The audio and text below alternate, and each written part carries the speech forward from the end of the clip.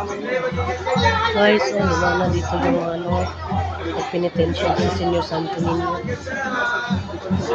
sila guys. Grabe, puro mga kabataan. Alam na namin yun.